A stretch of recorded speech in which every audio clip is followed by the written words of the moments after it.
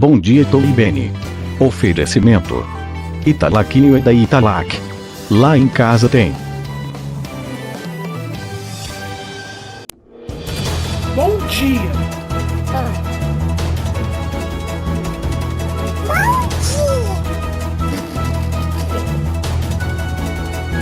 O Gugu morreu por causa que ele caiu no telhado.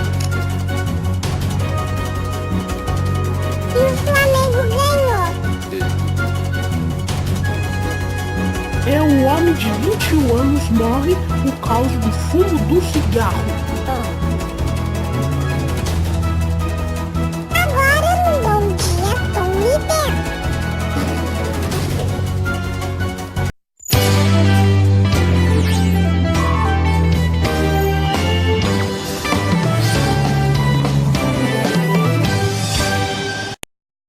Olá, bom dia. Um homem de 21 anos morre porque ele fumou cigarro.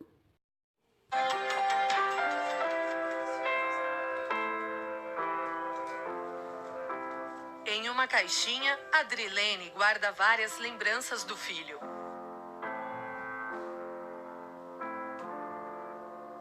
Kevin Albuquerque, de 21 anos, morreu no último dia 15. Além de um bom filho, ele era pai de uma menininha de apenas 6 meses. A vidinha dele era cuidar da filhinha, trabalhar e participar da equipe dele. É aquele cara que você nunca via ele triste. Às vezes eu tava triste e ele chegava, ô pai, o que tá acontecendo? Ele levantava o meu astral. Ninguém imaginava que um jovem aparentemente forte poderia morrer de forma tão repentina. Um rapaz super de saúde forte, ele parecia uma fortaleza, tanto que ele até brincava, né, com a avó dele. A avó dele falava pra ele, para filho com esse negócio, ele batia no, não, vovó, aqui tem fortaleza. A principal suspeita do que pode ter provocado a causa da morte era um hábito que ele tinha. Kevin fumava narguilé, popularmente chamado de narguilé no Brasil. É um tipo de cachimbo de água de origem oriental por onde se fuma tabaco aromatizado. A última pesquisa nacional de saúde mostra que 63% dos usuários de narguilé no Brasil têm entre 18 e 29 anos. Segundo a Organização Mundial da Saúde, 1 hora de fumo, que é a média de uso, equivale a tragar 100 cigarros. Como é derivado do tabaco, contém nicotina e milhares de substâncias tóxicas. O uso do narguilé pode aumentar o risco do desenvolvimento, por exemplo, do câncer. Câncer de laringe, câncer de pulmão, câncer de bexiga. Daniele, que morou junto com Kevin por 5 anos, conta que eles fumavam todos os dias. Aí quando ele chegava, ele já mandava uma mensagem. Vida, tô aqui perto, já coloca carvão pra acender. Aí eu colocava o carvão pra acender pra ele chegar em casa e a narguilé já tá acesa. Aí ele comia e fumava. E era assim a rotina, todo dia, todo dia. Os jovens consideravam o hábito inofensivo, até o momento em que Kevin começou a passar mal. Foi logo depois de fumar narguilé em uma festa com amigos. Na madrugada, ele pegou e me ligou. Falou, mãe, não tô bem. Eu tô com muita febre e não tô sentindo as minhas pernas. Em menos de 24 horas, o quadro de saúde do rapaz piorou. Kevin foi trazido para este mesmo hospital da Zona Leste 3 vezes num curto intervalo de tempo. Primeiro, ele realizou alguns exames. Na segunda vez, foi medicado e liberado. Já na terceira, em estado gravíssimo, ele foi encaminhado para uma sala de emergência, onde sofreu uma parada cardiorrespiratória. E minutos depois, acabou falecendo. Como a causa da morte ainda não era esclarecida, o corpo do jovem teve que ser encaminhado ao IML Central, onde passou por uma autópsia. 5 horas da manhã eu estive aqui, peguei ele, levei ele até o hospital. Quando foi 5 horas da tarde, ele faleceu. No primeiro laudo médico consta que Kevin teve uma pneumonia lobar. A suspeita é de que a inflamação aguda seja decorrente de uma meningite meningocócica. No caso de Kevin, provocada por uma bactéria. É uma doença grave que pode também ser transmitida através da saliva. O uso do narguile, né, ele pressupõe o compartilhamento desse bocal, desse instrumento por várias pessoas. Então, eventualmente, um indivíduo que tem a bactéria na sua garganta utiliza o narguile e o indivíduo seguinte, ao utilizar esse bocal, ele acaba sendo contaminado por essa bactéria. Outras doenças infecciosas, como gripe, tuberculose e hepatite C, também podem ser transmitidas com o uso compartilhado do narguilé. Muito fácil um adolescente, uma pessoa, criança de menor, ir numa tabacaria qualquer e comprar esse tipo de coisa, porque não tem a fiscalização. E esses jovens, eles fazem o que dá na telha. Então, o que aconteceu com meu filho pode acontecer com muita gente. Numa rede social, uma tia de Kevin publicou um texto contando o que havia acontecido com o sobrinho, a fim de alertar outros jovens. A publicação teve milhares de compartilhamentos. E depois de tudo isso, Daniele decidiu parar com o hábito. Eu parei porque eu falei, gente, não dá pra mim conviver com o assassino da pessoa que eu amava, né? Amo ainda, mas é difícil.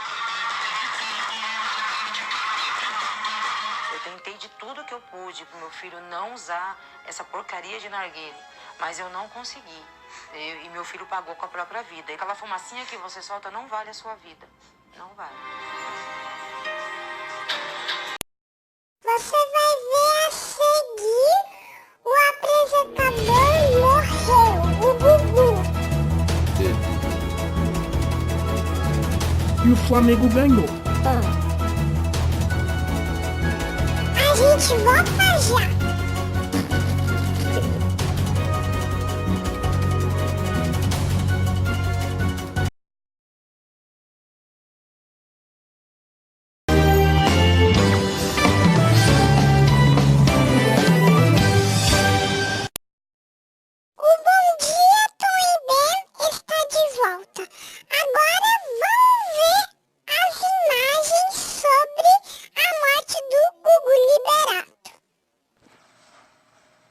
A confirmação da morte de Gugu Liberato na noite desta sexta-feira deixou consternado o país inteiro. E apesar da enorme tristeza, amigos e colegas de profissão falaram com muito carinho de Gugu. A apresentadora Angélica fez questão de lembrar da participação de Gugu no início da carreira dela. Que notícia triste, que momento triste para a televisão, para nós amigos que convivemos, que trabalhamos juntos. O Gugu participou muito da minha vida profissional, como cantora no começo, me recebendo com muito carinho sempre. Ele faz parte da história da TV, faz parte da história dos programas de auditório. Acho que todos nós apresentadores hoje sentimos muito. E é muito difícil acreditar, né, assim, que aconteceu isso. Fica a dor, né, de perder uma pessoa assim, tão querida de todo o público. Vai em paz, Gugu. A facilidade de Gugu se comunicar com o público foi lembrada por Luciano Huck. Gugu foi um cara que escreveu capítulos importantes da televisão brasileira, um homem que sabia se comunicar, um homem que enxergava na televisão uma ferramenta poderosa para entreter as massas, para divertir, para emocionar.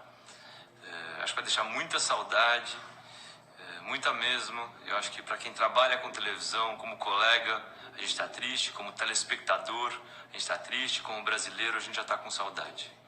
Então, vai em paz, Gugu. Muito emocionado, o cantor e apresentador Rony Von destacou as qualidades de Gugu Liberato. Era um ser humano de primeiríssima grandeza. Nunca conheci alguém tão dadivoso. Uma pessoa de tal forma que os artistas todos no ar demonstram uma certa intimidade. A generosidade dele era muito gigantesca. Gugu, meu irmãozinho, o que eu vou dizer? Vai com Deus, meu brother. Amo você. A apresentadora Ana Maria Braga falou logo após receber a triste notícia. É uma coisa tão inesperada, tão fora do propósito da vida, né? De ver esse moleque ainda, né? Tão cheio de vida, um dos melhores comunicadores do Brasil, partir tão inesperadamente. Então, o que eu posso deixar aqui é o consolo para a família, para os filhos, pra gente, né, que é amigo dele, que admira e que tá vendo ele ir embora tão inesperadamente. Os apresentadores do SBT, Raul Gil e Mara Maravilha, trabalharam com Gugu na emissora. Eu tenho muito orgulho do Gugu, porque ele iniciou sua carreira praticamente no Brasil todo no programa de júri do Raul Gil, em 1981. Hoje nós perdemos um irmão, um filho, e um dos maiores orgulhos que eu tinha da minha vida e continuo tendo é que ele sempre lembrava: Raul Gil é o meu padrinho. E aí eu perdi o meu afilhado, meu grande amigo Gugu. Que Deus te receba com muito carinho e que você tenha paz, muita paz no seu espírito. Lamento muito, meus sentimentos a toda a família, e é difícil a gente enfrentar uma coisa dessa, mas só Deus é que sabe. Gente, eu não tô acreditando. É muita coisa passando na minha cabeça. E com muito respeito, muita ética, eu quero dar os meus sentimentos à família, a mãe de 90 anos, a irmã, a Aparecida, a companheira, a mãe dos filhos, a Rose.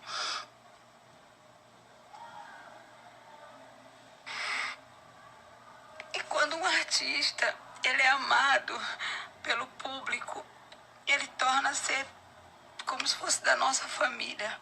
Serginho Groisman também falou sobre Gugu. Eu tive a oportunidade de conviver com o Gugu enquanto trabalhei no SBT, numa convivência muito próxima de produções e de conversas frequentes com ele.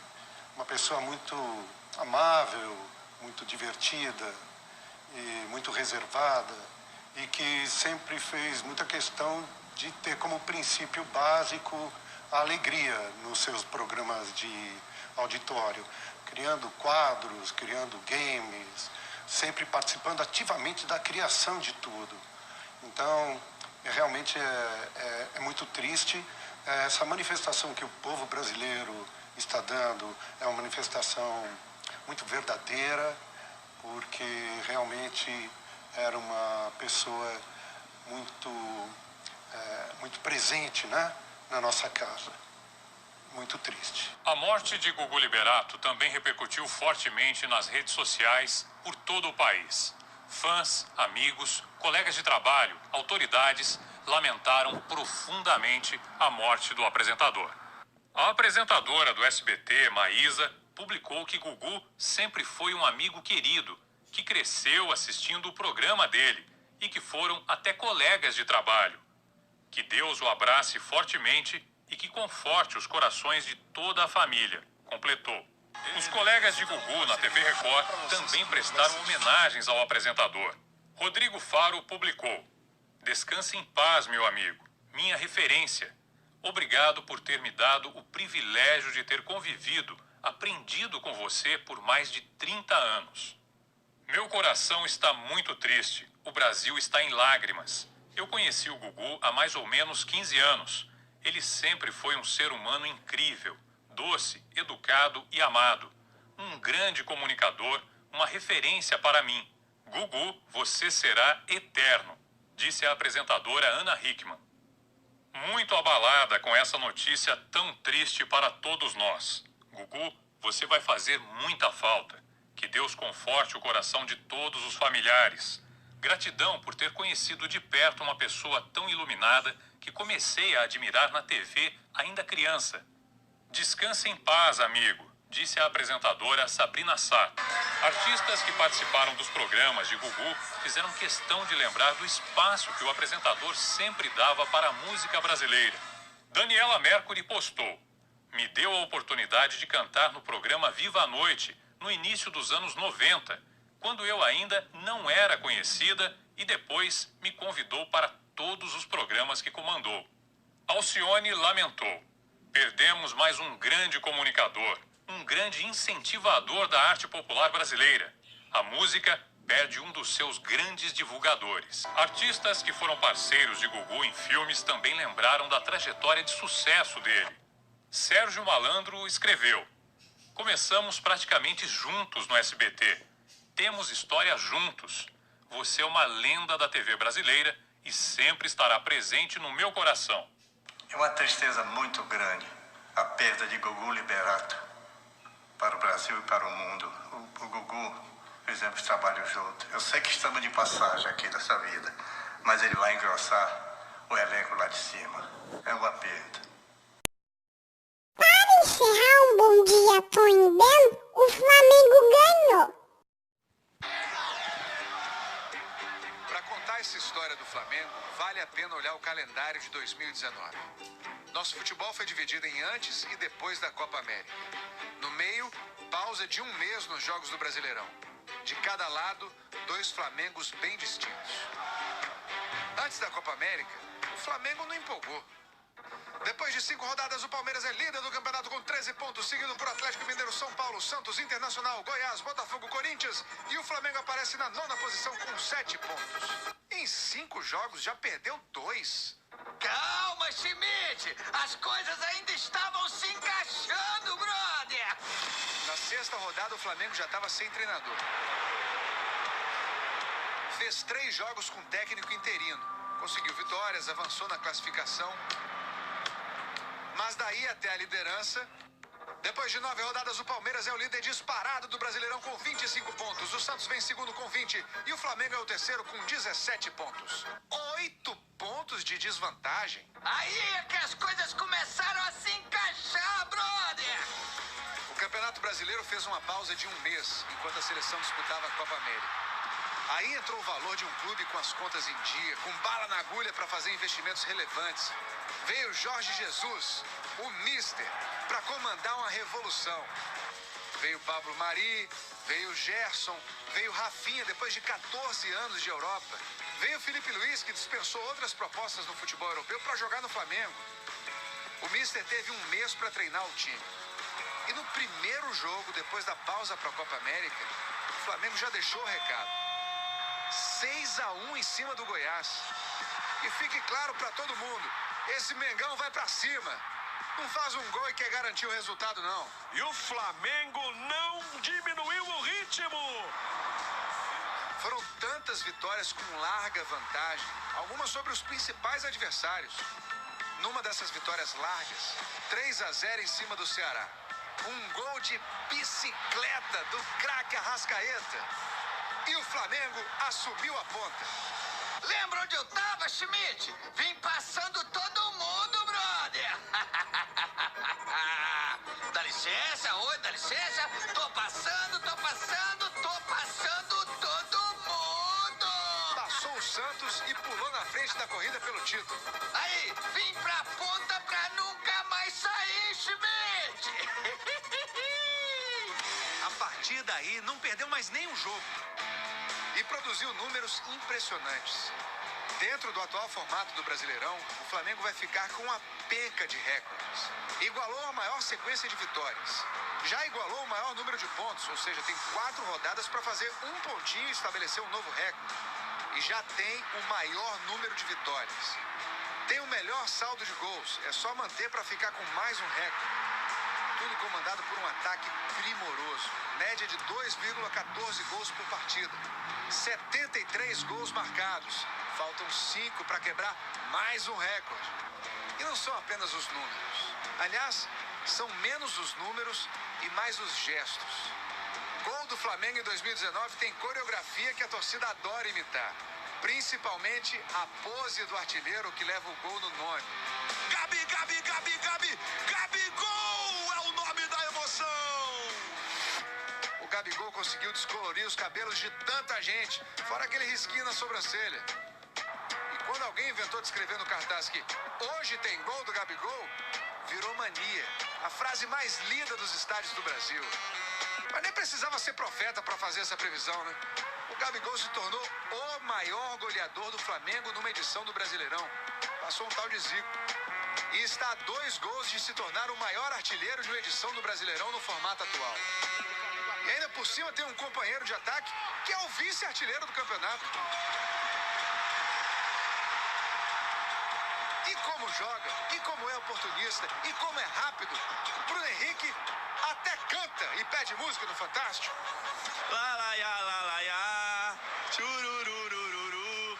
O Flamengo montou um time com gente boa, de uma ponta a outra. Até no banco. E o Mister transformou numa máquina. Golaço! Não teve aquela história de poupar jogadores porque está disputando mais de uma competição, não. Força máxima o tempo inteiro. Quem sabe ao certo o quanto uma competição não influencia a outra. Teve a decepção de cair nos pênaltis na Copa do Brasil. Mas teve o alívio de seguir em frente nos pênaltis na Libertadores. Um sufoco contra o Emelec. Está classificado para as quartas de final da Libertadores! E na Libertadores veio o ponto mais alto de encantamento de 2019. Aquela semifinal no Maracanã. 5-0. 5-0? 5-0 em cima do timaço do Grêmio.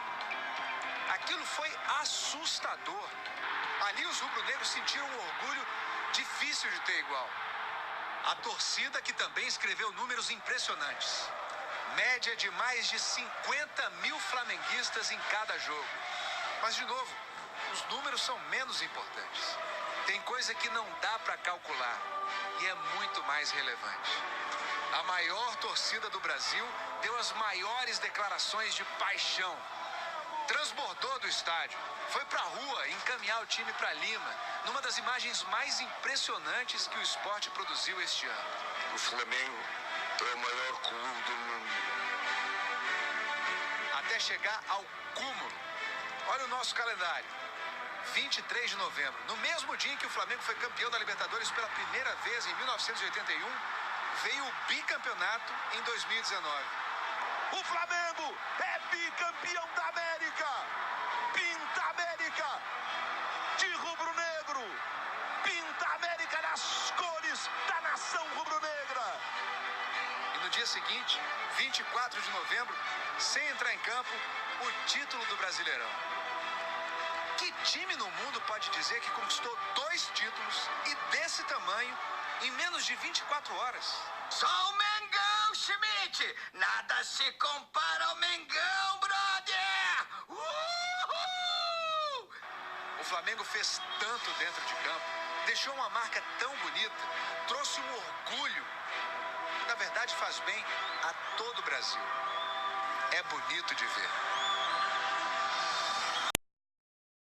Um bom dia, Tom e Ben termina por aqui. Agora assista agora um Bom Dia Brasil. Um bom dia para você, até amanhã.